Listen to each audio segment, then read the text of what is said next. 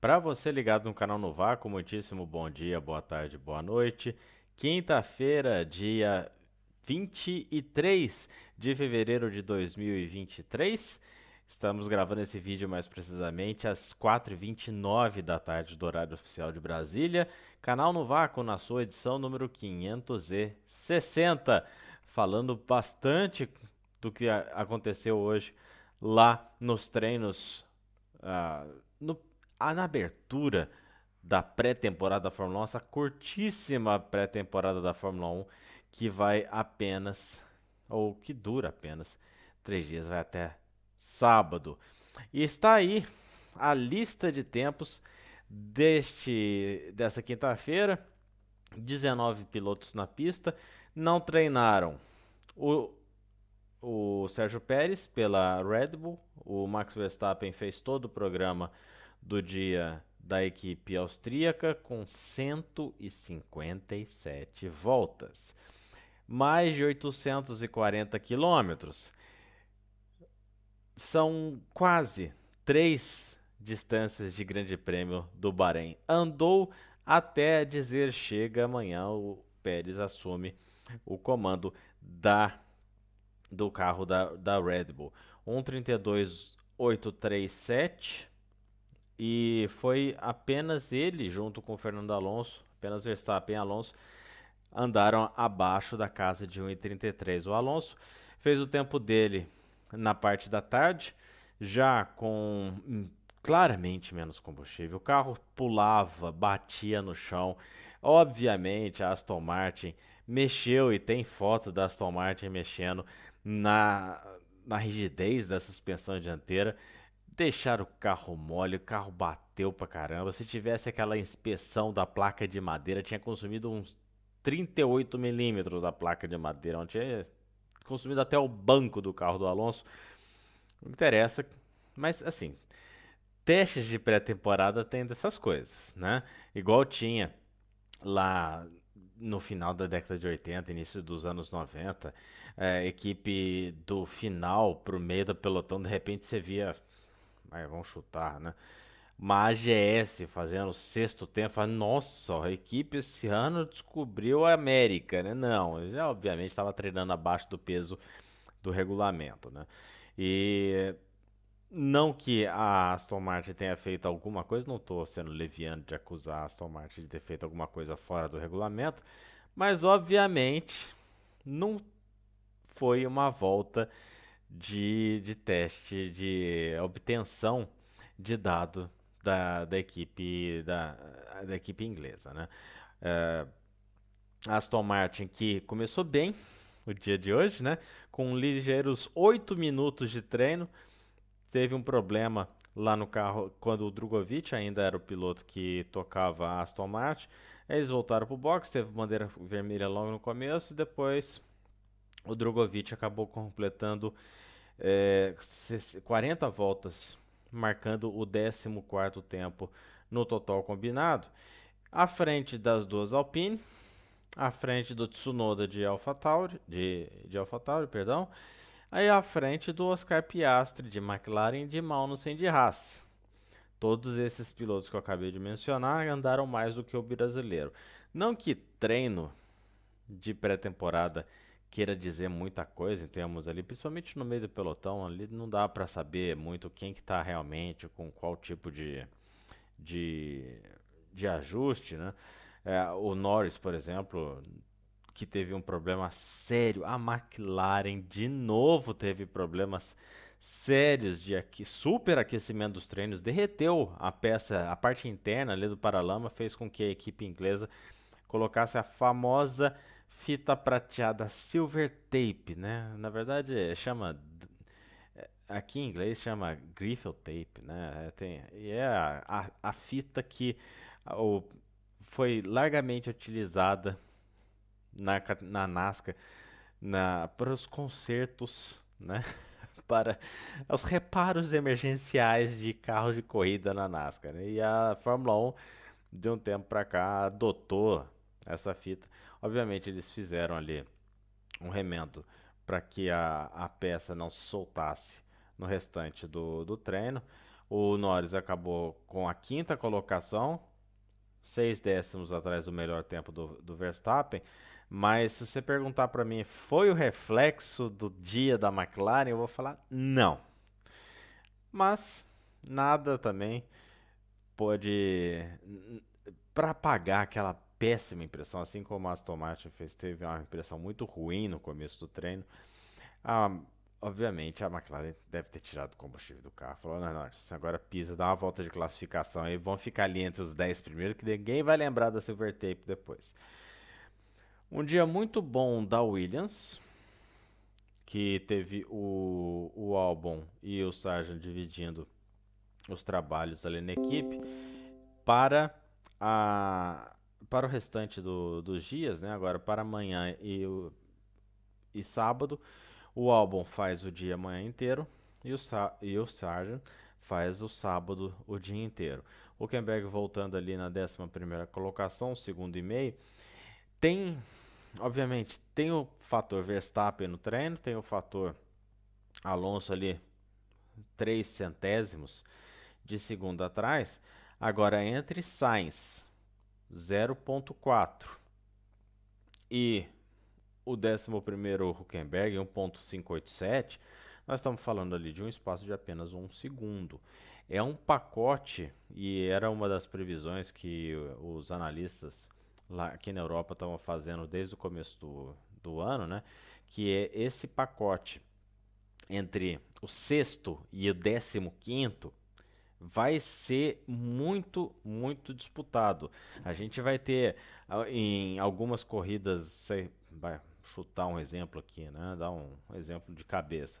A McLaren, por exemplo, com o Norris fazendo o quinto tempo e numa outra pista com características um pouco mais, ou uma pista com características bem diferentes, a gente pode ver o mesmo Norris brigando para fazer o oitavo, nono tempo, 10º. Então, essa é, esse meio do pelotão, qualquer errinho de piloto em volta de classificação vai derrubar 3, 4 posições. Isso vai ser. A gente vai ver muita gente boa no começo da temporada, né, as primeiras 4, 5 provas. Gente que devia estar no Q3 vai ficar pelo Q2 no caminho. Por causa de errinho, porque alguém encaixou. Também alguém que tem um carro não tão bom assim para aquela pista encaixa aquela volta milagre e pula lá para cima. É, é o caso, por exemplo, do Nick DeVries. Não vou imaginar que ele vai ficar ali apenas um décimo na frente do Tsunoda na equipe. Obviamente, ele não fez nenhum, nenhuma besteira, não fez nenhum milagre. Nesses testes de pré-temporada, principalmente com um período tão curto quanto são 3 dias, são 25 horas e meia de teste apenas nessa pré-temporada da Fórmula 1 e o Russell. E eu também dou muita razão ao Russell. Criticou a Fórmula 1, falou que a categoria deveria ter feito, ou deveria ter permitido, 2 carros por equipe na pista ao mesmo tempo, ou seja, que os 2 pilotos pudessem fazer as sessões. Eu acho que ia ser mais legal também. Primeiro, por ação de pista, e segundo, também para permitir que as equipes tenham mais dados, mais coleta de dados. O Russell deu o exemplo, né? Falando, poxa, mesma coisa que pedir para o Nadal fazer o primeiro Grand Slam do ano, fazendo um pré-classificatório e depois já disputar a rodada de abertura como cabeça de chave. Não é assim, os caras treinam bastante, falta treino. A Fórmula 1 precisa rever isso. Ou trabalha com mais sessões de testes.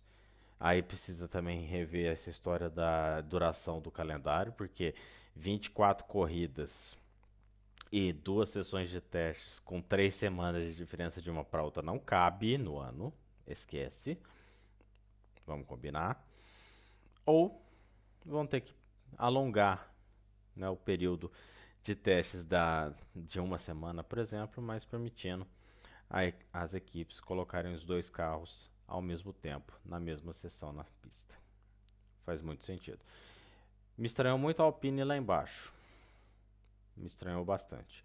Eu esperava um pouquinho mais, principalmente do Gasly e Ocon, mas vamos dar um voto de confiança, né? Porque é o primeiro dia, a pista estava suja, teve uma tempestade de areia logo antes do cair da tarde, lá no Bahrein, que obviamente sujou a pista tudo de novo. Então, vamos ver o que a Alpine vai trazer até o restante. Mas se você perguntar para a Joe de novo, a Alpine te encheu os olhos? Não. Duas coisas. Mercedes não. Aliás, a Mercedes primeiro. Não teve os problemas dos kicks, das golfinhadas, que tanto atrapalhou a equipe no ano passado, mas também não foi um desempenho que encheu os olhos. 6, 7 décimos ali atrás do Verstappen, mesmo sendo uma sessão de testes, eu acho muito. Mas, convenhamos, não são os 1,8 segundos que era do ano passado. Vai chegar mais perto, mas todo mundo melhora. Na Red Bull, aquela bosta lateral que a gente falou lá do dia do vazamento do shakedown da equipe lá em Silverstone. Ela veio para a pista e cria ali uma zona de baixa pressão na lateral para fazer o ar passar mais rápido e aproveitando ali nessa longa distância entre eixos que a gente tem no carro de Fórmula 1, você cria algumas zonas de baixa pressão para o ar passar mais rápido naquele ponto realmente. A Alfa Romeo andando bem e precisamos falar sobre esse bico da Ferrari. Aquela bocinha que aparece no bico da Ferrari acima dos 270 km por hora. Olha, eu fico imaginando o Frederic Vasseur antes ali do shakedown lá em Maranello, ou lá em Fiorano, na pista de teste da Ferrari. E ele entra assim para conversar com o Leclerc e com o Sainz, falando: Olha, pelo amor de Deus, vocês não me passam de 260, 270 km por hora, porque a gente quer esconder esse negócio da bossa lá pro Bahrein, tá bom? E o diretor, um dos chefes de aerodinâmica da Ferrari, agora vai me fugir o nome, veio pra imprensa hoje falar: Não, esse efeito da bossa no bico ali é extremamente inesperado e não traz ganho nenhum de aerodinâmica. Pra cima de Moá, você quer enganar quem, né? Obviamente a Ferrari calculou aquele negócio. Não é possível, né? Uma equipe que passou tantas horas em túnel de vento, tantas horas de engenharia. Ah, nossa, uma falha de projeto, o bico amassa. Né? Você que está no Spotify agora, que está nos ouvindo, acabei de mandar uma banana aqui no YouTube. Não vai, esse não entra na cabeça, olha. Pode vir. Se o Vasseur ou qualquer um lá na Ferrari resolver me processar, eu vou chegar na frente do juiz e falar: Ó, tá, eu não continuo não acreditando. Pode me colocar como culpado, porque continuo não acreditando. Demais, né? Bom, os testes continuam amanhã. E como a gente já adivinhava no começo do dia hoje, o Alonso encheu todo e qualquer picuá lá na Aston Martin e fará o dia de amanhã por completo. O Drogovic continua de sobreaviso, ele não está descartado. A Aston Martin não tomou nenhuma decisão para o sábado, mas o espanhol, né? Assim, não são todas as equipes que estão colocando os pilotos dividindo sessão de manhã à tarde todos os dias. Vamos combinar. Hoje, por exemplo, foi só o Verstappen que andou na Red Bull. Mas você imagina o espanhol, o que ele deve ter buzinado na cabeça do Mike Crack durante o dia de hoje, ou logo depois do treino, falando: me dá o carro, me dá o carro, me dá o carro. Porque o espanhol vai fazer essa Aston Martin andar a imagem e semelhança, a sua completa imagem e semelhança. O Lance Stroll, ao que tudo indica, o Crack na entrevista para a Fórmula 1 disse que ele teve com um problema numa das mãos. Não quis detalhar, falando que a lesão é pessoal. A Mariana Becker, lá no autódromo, lá em Saquém, no Bahrein, disse que o Stroll fraturou os dois punhos. Qualquer ser humano que não seja um ser humano de alta performance no esporte, ou seja, eu, você, se a gente quebrar o punho, vão ficar ali pelo menos umas 5, 6 semanas de molho. Eu já vi piloto da MotoGP voltar antes, com 2 semaninhas em MotoGP aqui, né? Torce o punho para fazer a aceleração. Como o Fórmula 1 tem. Lógico que eu não vou comparar MotoGP com Fórmula 1, não vou ser essa anta de fazer essa comparação em termos de esforço. Agora, se já tivemos caso na MotoGP de pilotos voltando com 2 semanas, por Lance Stroll voltar também com 2 semanas, já na semana que vem. Na semana que vem não. É dia 5, né? Já é na semana que vem, diga-se de passagem. Já na semana que vem, lá no Bahrein, não demora muito. A Aston Martin está monitorando a situação do canadense dia a dia. O Stoffel Van Dorn já disse que dificilmente será ele o piloto que substituirá o Stroll numa eventual saída da primeira prova, né? Então a gente pode ter, sim, são chances pequenas, mas existem, do Filipe Drugovich fazer a prova, a estreia da temporada lá em Saquê, no dia 5 de março. Vamos acompanhar como a própria Aston Martin diz, seguindo nosso amigo Rogério Elias, a ver. Agora, de novo, não quero ficar me gabando, mas a gente já sabia, né? Que o Alonso ia dar aquela buzina fenomenal no ouvido de todo mundo. Lembrando que domingo tem live às 11 horas da manhã do horário oficial de Brasília. Sandro Varela, Rogério Elias e eu, para falar de todos os tempos da pré-temporada da Fórmula 1. Amanhã, depois do segundo dia, a gente solta aquela ao vivozinho, short talvez, sobre o segundo dia. Caso também, se ficar do jeito que está hoje ali, não mudar nada as ordens de força, dificilmente eu vou entrar com a live. Mas se tivermos algum fator extracampo, obviamente, a gente entra lá. Fórmula E, estreia da Cidade do Cabo numa pista velocíssima. É o layout de rua mais rápido que eu já vi para a Fórmula E. Mais rápido que Punta del Este, mais rápido que Buenos Aires. Tem alguns pontos ali de freada forte, né? A curva 10, a curva 1, a curva 4 e a 7. E depois nós temos 75% de pé embaixo. Eu quero ver essa galera gerenciar a energia lá na Cidade do Cabo, hein?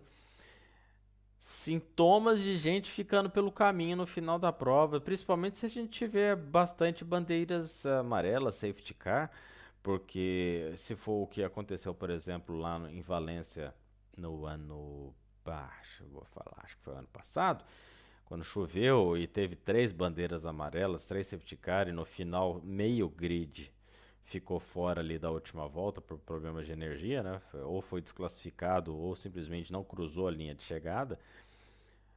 Olha, com essa grande pista, né? Nós estamos falando ali de 3 quilômetros, 12 curvas apenas e 4 pontos de freada, ainda com attack mode. Olha, quem chegar na última volta com 3% de energia, parabéns, viu? Muito dos parabéns. Verdade é que, além de tudo isso, nós tivemos a Jaguar sendo premiada como carro elétrico do ano. Obviamente, alguém na Jaguar viu esse prêmio em algum lugar no mundo e falou: Nossa, vamos botar o nosso nome e não contar para ninguém e fazer aquele lobby monstruoso? Vamos, porque o carro da Jaguar é um Fórmula E que as outras equipes também têm, né? Então seria a Fórmula E o carro elétrico do ano.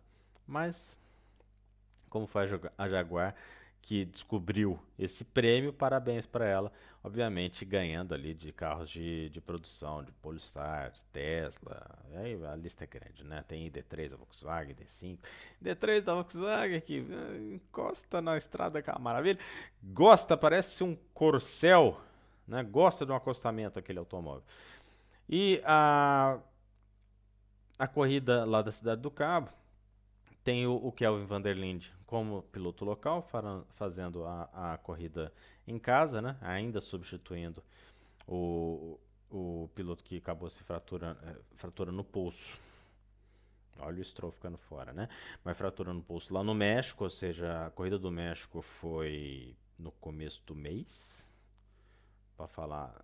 Não, na verdade foi final. Faz 4 semanas que foi a corrida do México, né? Quebrou o pulso. Mas foi uma fratura exposta. Vai saber lá se o Stroll já tá no simulador, pode ser que volte. Bem, enfim, voltando para a Fórmula E. A nossa aposta para a Queen na prova de sábado, que terá a estreia da transmissão do canal Grande Prêmio na Fórmula E, eu vou de Pascal Wehrlein. Eu vou na bolinha de segurança. Tudo bem, na última prova ele ficou em quarto. Nos treinos, no primeiro treino, tortou o carro por completo. A Porsche fez um milagre ali de reconstruir o carro a ponto do piloto participar da prova e reconstruir bem, porque ele ali ainda chegou na quarta colocação, muito em função também do nosso querido Sunbird. Ah, Sunbird, espalhador de farofa, te acho. Tá feliz o pessoal da Jaguar com ele pra caramba, nossa senhora. E o Sacha Fenestraz também ficou felizão, porque ficou encaixotado ali no meio da bagunça, mas o que importa é que o líder do campeonato com mais de 80 pontos já tá fazendo os pontos que ninguém quer ganhar, né? Vamos combinar. A Fórmula E tem disso também. Quando o pessoal da frente, que tá na sua frente, começa a jogar ponto fora, você tem que ir lá e abocanhar. Foi o que o Verlaine fez na corrida passada, chegando na quarta colocação. Mas, de novo, não vamos ficar. Não vamos descartar a Envision, que fez pole na última corrida e deu um calor danado em cima da DS Penske. DS Penske, que no quesito conservação de energia foi bem, como é uma corrida que a gente já deu a letra, que vai ser muito importante esse fator durante a prova, não é gente que a gente vai descartar também, mas a minha aposta continua sendo Pascal Wehrlein. E depois da oração do quebrante, esperamos que Sérgio Sete Câmara, depois da quinta colocação na última prova, realmente engate mais uma boa prova nos pontos. E boa sorte também para o Lucas de Graça lá na Mahindra. Lucas de Graça, o famoso combatente dos motores a hidrogênio no LinkedIn. Então, para Queen, na segunda-feira, temos Pascal Wehrlein para nossas apostas. Para a gente falar rapidinho de Indy, a prova do Texas, que ficou pendurada no calendário desse ano, né, e fosse por causa de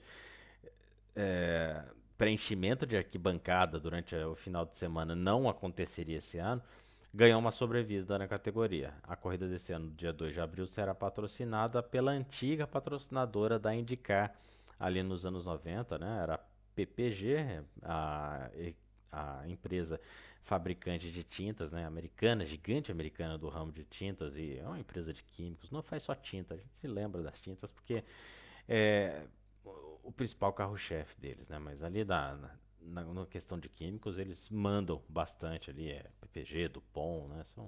Patrocina a gente, tô falando o nome de muita gente já. Enfim, as 375 milhas do Texas serão patrocinadas pela PPG. Até um médio tempo atrás, né?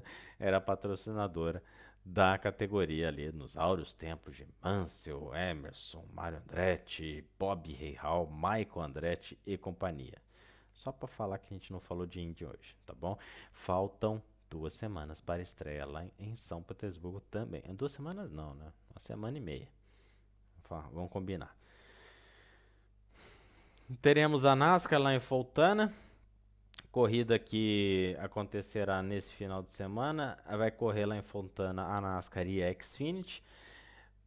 Para a etapa desse final de semana, o Jimmy Johnson também fará corrida lá. O Jimmy Johnson que já foi, junto com a Hendrick, um dos papões, um dos bichos papões lá. E é na Hendrick que vai a minha aposta desse final de semana. Chase Elliott para tirar a zica, para lavar a égua.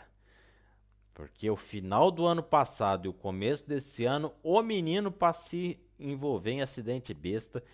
Chase Elliott não teve culpa nenhuma do que colheu ele lá no Big One lá de Daytona. E agora, com um carrão que é a Hendrick, numa pista que a Hendrick gosta de andar, tem um bom setup, teve um bom setup ano passado. nas provas que aconteceram lá, fará fará a segunda prova do campeonato e talvez ali é a nossa aposta para Queen que o Chase Elliott fica com a vitória.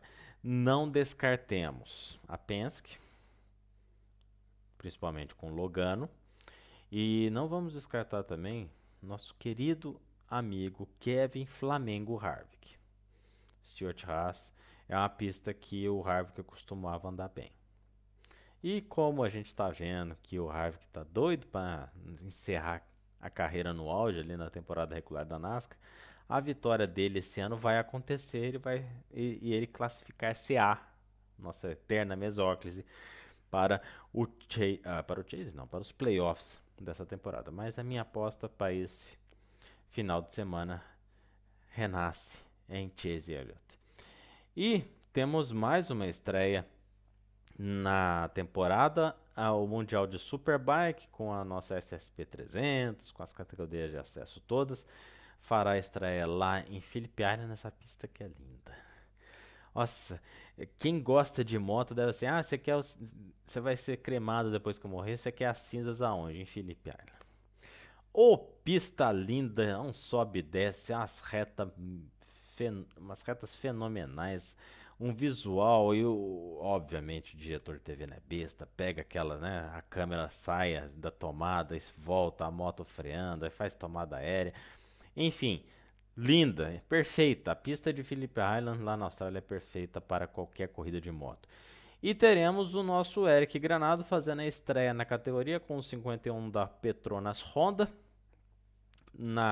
no World Superbike, ou seja, o Brasil volta a ter um representante no Mundial de Superbike, assim como foi com Alex Barros há um bom tempo. Faz tempo que a gente não tem brasileiro lá no Mundial de Superbike.